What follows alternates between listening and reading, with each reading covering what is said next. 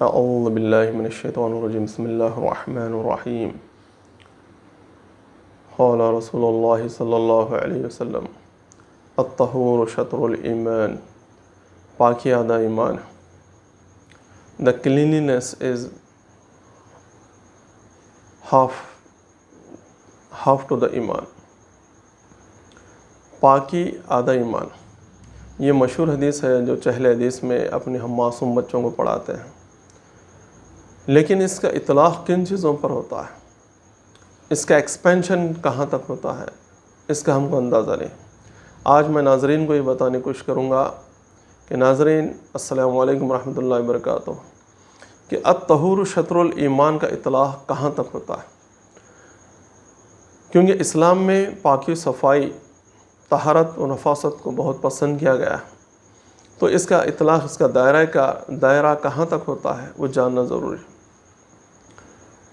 اکثر ہم لوگ پاکی آدھا ایمان ہے سے مراد صرف بدن کی پاکی، طہارت و استنجا ہی لیتے ہیں.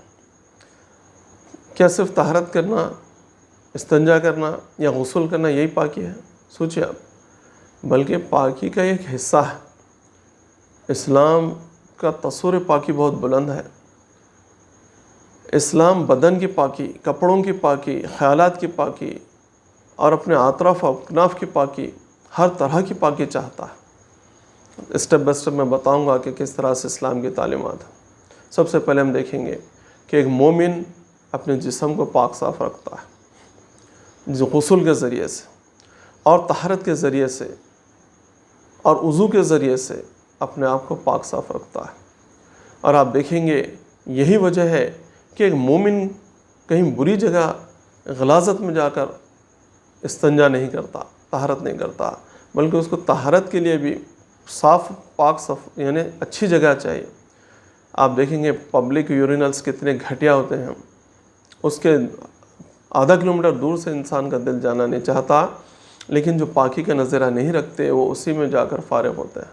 لیکن مومن کیونکہ اس کے اندر یہ سنتوں کے ذریعے سے، اسلامی تعلیمات کے ذریعے سے اتنی حس بیدار ہوتی ہے کہ وہ اسی جگہ جانا بھی پسند نہیں کرتا. اس لیے مومن اتنا پاک صاف ہوتا ہے. اس لیے مساجد میں طہارت خانوں کا انتظام کتنا اچھا ہوتا ہے اور کتنا زبردست وہ پاک صاف ہوتے ہیں. تو اس لیے مومن کا پورا لائف سٹائل بدل جاتا ہے. ان جہاں رہتا ہے وہ ایریا پاک صاف ہوتا ہے، اس کے کپڑے پاک صاف ہوتے ہیں، وہ بال سنوار کر رہتا ہے. یہ سنتیں ہیں. آپ صلی اللہ علیہ وسلم بڑے اہتمام کے ساتھ کنگھی رکھتے تھے، سفر میں بھی ساتھ میں، اور غسل فرماتے تھے اور اپنے بال سنوارتے. اس طرح سے مہذب انداز میں رہنے کی آپ نے تلقین فرمائی. مومن اجڑی ہوئی حالت میں نہیں رہ سکتا اور رہبانیت اختیار کیے ہوئے انسانوں کی طرح، سنیاسیوں کی طرح نہیں رہ سکتا. اس لیے آپ دیکھیں گے کہ ایک مومن پابندی سے اپنے بال سنوارتا ہے، غسل کرتا ہے، وضو کرتا ہے، تو ایک بہت زبردست ویل ڈریسڈ نظر آتا ہے. تو اسی طرح سے ایک چارمنگ پرسنالٹی بن جاتا ہے. تو صرف اتنا ہی پاک صاف رہنا کافی نہیں ہے میرے دوستو. انسان یعنی اسلام چاہتا ہے کہ مومن اندر سے بھی، باطن سے بھی پاک رہے اور ظاہر سے بھی پاک رہے. کمبینیشن.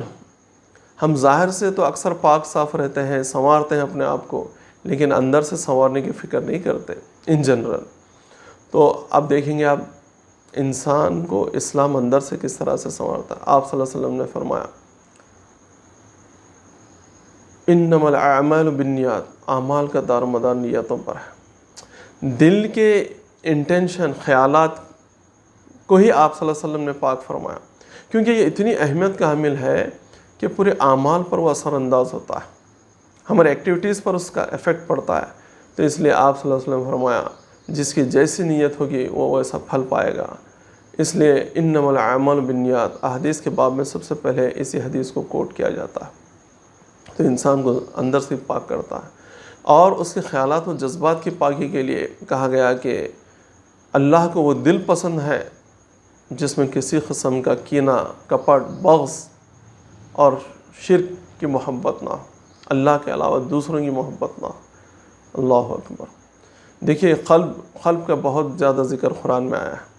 اور آپ صلی اللہ علیہ وسلم نے فرمایا ایک شخص کے تعلق سے جنت کی بشارت دی، معلوم ہوا کہ ان کا وہ کیا عمل تھا جس کی وجہ سے ان کو جنت کی بشارت دی گئی. تو ایک صحابی کو تجسس ہوا اور ان کی رفاقت میں رہنے لگے، مہمان بن کر چلے گئے. دیکھیں کہ لائف سٹائل میں تو کوئی زیادہ فرق نظر نہیں آ رہا، معمول کی روٹین کے نمازیں پڑھتے ہیں، فرض نمازیں پڑھتے ہیں، یہاں تک کہ زیادہ ایکسٹرا سنتیں بھی نہیں پڑھ رہے ہیں. پھر بعد میں مجبور ہو کر پوچھتے ہیں اے میرے بھائی مجھے جاننے کی بے چینی تھی کہ تمہارے اندر وہ کیا چیز ہے جس کی وجہ سے آپ صلی اللہ علیہ وسلم نے جنت کی بشارت دی.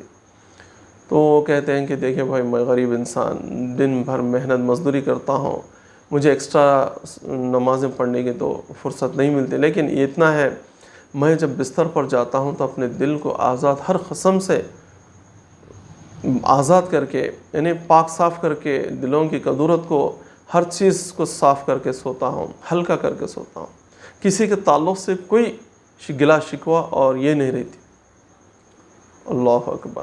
تو اسی لیے آپ صلی اللہ علیہ وسلم نے فرمایا کہ جنت ہی آ رہا ہے. تو آپ اندازہ لگے دل کا پاک صاف ہونا یہ بہت ضروری ہے. اکثر ہم دیکھتے ہیں کہ ظاہری ٹپ ٹاپ تو ہم اختیار کرتے ہیں لیکن ہمارے قلوب پاک نہیں ہوتے، ہمارے دلوں میں اندر حسد جلن کینہ رہتا ہے، تو پھر وہ بیہیویئر میں بھی فرق آتا ہے. اور اندر کینہ حسد جلن رکھتے ہوئے اگر کوئی معاملہ کرتا ہے، محبت کا اظہار کرتا ہے تو منافقت ہے. تو یہ تمام لائف سٹائل سے، یہ تمام قسم کے رویوں سے باز رہنے کی تلقین کی گئی ہے. تو یاد رکھیے الطہور شطر الایمان، پاکی آدھا ایمان ہے. تو یہ اس کا یہ ہونا چاہیے کہ اس کا اطلاق تمام چیزوں پہ ہونا چاہیے. مومن جب راستے سے گزرتا ہے تو پتھر کو نقصان دہ چیز کو ہٹاتا ہے. ایک دفعہ کا واقعہ ہے کہ دو لوگ گزرتے ہیں، دو دوست راستے سے، تو ایک دوست کو ٹھوکر لگتی ہے، وہ درد کا اظہار کرتا ہے. تو کہتا ہے کیا ہوا میرے بھائی، مجھے ٹھوکر لگی ہے مجھے. تو وہ دوسرا دوست کہتا ہے جو کافر تھا شاید یہاں سے مومن نہیں گزرا ہے. اللہ اکبر. کیا اوپینین تھی، کیا رائے تھی مسلمانوں کے تعلق سے اس وقت کہ کسی راہ سے اگر مسلمان گزرتا ہے تو نقصان دہ چیز کو برداشت نہیں کر سکتا بلکہ وہ نقصان دہ چیز کو راستے سے ہٹا دیتا ہے. یہ مومن کا رویہ ہوتا ہے. اس کی گواہی غیر مسلم اس وقت کے دے رہے تھے. آج دیکھیے جہاں کہیں بھی کچھ گڑبڑی نظر آتی ہے یا ناپاکی نظر آتی ہے تو کہتے ہیں کہ شاید یہاں سے مسلمان کا گزر ہوا ہے یا مسلمانوں کا ایریا ہے. تو آپ دیکھیں گے کہ گندیوں سے یا نالیوں سے گندا پانی بہنا اور نالیاں بھر جانا، کچروں کے ڈھیر لگ جانا، کھلے پلاٹوں میں بدتمیزی کے ساتھ ڈسٹ بن لے کر آنے کے باوجود بھی لوگ پلاٹوں پہ کچرا ڈالتے ہیں، پورے ماحول کو خراب کر دیتے ہیں، پولوٹیڈ کر دیتے ہیں. تو مومن کا رویہ ایسا نہیں ہو سکتا. میرے بھائی آج کتنا پولوشن ہے آپ اندازہ لگائیے. یہ پلاسٹک کا حد سے زیادہ استعمال ہماری زندگی کو اجیرن بنا دیا. میں ایک وقت کہا کرتا تھا کہ اب پلاسٹک کا اتنا استعمال ہو چکا ہے کہ صرف کفن پلاسٹک کا آنا باقی ہے. لیکن ہم نے دیکھا کہ کورونا کے اس دور میں کفن بھی پلاسٹک کے نصیب ہے انسانوں کو.